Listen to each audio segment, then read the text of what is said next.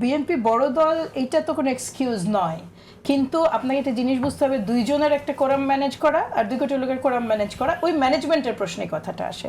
তবে বাংলাদেশ জাতীয়তাবাদী দলের যেটা মানে প্রথম থেকে আমাদের যে মানে আমাদের বিশেষ করে টপ নেতৃত্বের যে এক্সাম্পল তারা 5ই আগস্টের পর, আপনি তো জানেন সবচেয়ে আগে 5ই আগস্ট মধ্যে হাসিনা পালিয়েও যেতে পারেননি, এখানে বট বাহিনী সক্রিয় হয়ে গেছে, বেগম খালেদা জিয়াকে গোলাপি বা আরো কি সব নামে খুব ঘৃণ্য বিকৃত কিছু তারেক রহমানকে নিয়ে, এটা তো সেই তখন থেকেই চালু হয়ে গেছে। এই টলারেন্সটা কিন্তু আমাদের সর্বোচ্চ পর্যায় থেকে দেখানো হয়েছে, এবং এইটা হ্যাঁ এটা আপনি বলতে পারেন যে আমরা আমরা অসংখ্য সেমিনার কিন্তু করেছি, রাউন্ড টেবিল করেছি, কিন্তু যেটা বলা যায় যে মাঠের অ্যাক্টিভিটিস সেটা করা হয়ে ওঠেনি। এবং হয়তো এটার একটা প্রয়োজনীয়তা এখন যেই পর্যায়ে এসেছে, দেখুন আমার এই মামলা নিয়ে আমি কিন্তু লুৎফা আপার সাথে একমত যে আপনি খুব বিচার বিবেচনা করে মামলা যখন করলেন, আপনি আসলে এত সিলেক্টিভ হলেন কেন? সিলেক্টিভ অ্যাক্টগুলো মানুষকে ভয় পাইয়ে দেয়।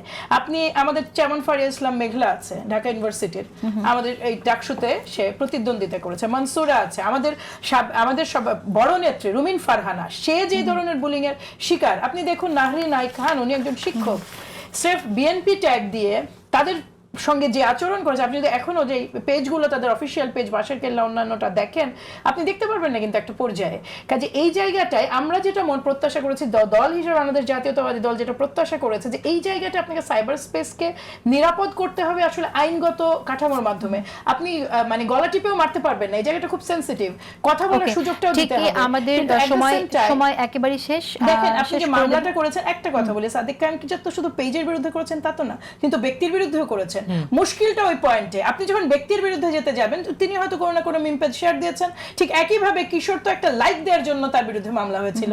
কাজে আমার মানে রাস্তাটা তো ওইটাই, এইটা হচ্ছে ভীতির কারণ। আপনি যদি সবাই মিলে সবগুলো নির্যাতিত নারীর জন্য আসলে দাঁড়াতেন, কোনো কোশ্চেনই থাকতো না, আমরা আপনার পাশে থাকতাম। কিন্তু এগেইন মামলা করা ওপিনিয়ন বেসড, মানে ওপিনিয়ন প্রকাশের জন্য হয়তো ধরনটা সবার একরকম না, এই জায়গাটা সাইবার স্পেসকে নিরাপদ করাটার আমাদের প্রধান টার্গেট রাখা উচিত। এবং দল হিসেবে অবশ্যই বিএনপির দায়িত্ব অনেক বড়, আমরা আমাদের মনে হয় সবাই মিলে এটা নিয়ে আমাদের চিন্তা করা। রাজনীতিতে হারমোনি টিকিয়ে রাখাটা সবার দায়িত্ব, এটা প্রত্যেককেই এখন আমি এককভাবে চেষ্টা করলে এটা হবে, এটা শুধু রাজনৈতিক দল নয়, এখানে গণমাধ্যমেরও খুব শক্তিশালী একটা ভূমিকা আছে। আমরা অনেক ডিফারেন্ট জায়গায়, যেমন ধরুন একটা ফটোকার্ড এমন ভাবে করা হয়, ফটোকার্ডের ধরনটাই উস্কানিমূলক। হ্যাঁ, এই প্রবণতাটা সর্বত্র যে সিন, এইটার বিরুদ্ধে যেটা প্রতিরোধ করা, সেটা আসলে প্রথমে দরকার সামাজিক প্রতিরোধ। রাজনৈতিক দলগুলো তো অবশ্যই সেটার পার্ট, এবং আমার মনে হয় এটা ইনিশিয়েটিভও নেওয়ার সুযোগ আছে আমাদের।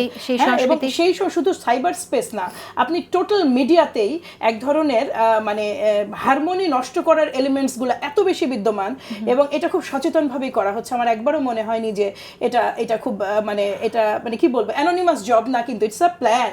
এবং মনে হয় যে হ্যাঁ, এই অনলাইন সংস্কৃতির কথা আমরা বলছি, কিন্তু রাজনীতির সংস্কৃতির কথা যদি ওভারঅল ডিসকাস করতে যাই তাহলে আরো দীর্ঘ সময় লাগবে, কিন্তু সেখানেও পরিবর্তন প্রয়োজন, এবং অনেক কাজ নিশ্চয়ই আপনাদের করতে হবে, কারণ দৃষ্টান্ত যেগুলো আছে। আমি একটা কথা বলে শেষ করি, দেখুন মনোনয়ন নিয়ে তখন যে কথাটা হয়েছিল, আমি জাস্ট একটা কথা মানে প্রথম এরিয়ে যে দেখুন এবারে কিন্তু বাংলাদেশ জাতীয়তাবাদী দলের মনোনয়ন রাজনীতিবিদদের কাছে ফিরে গেছে।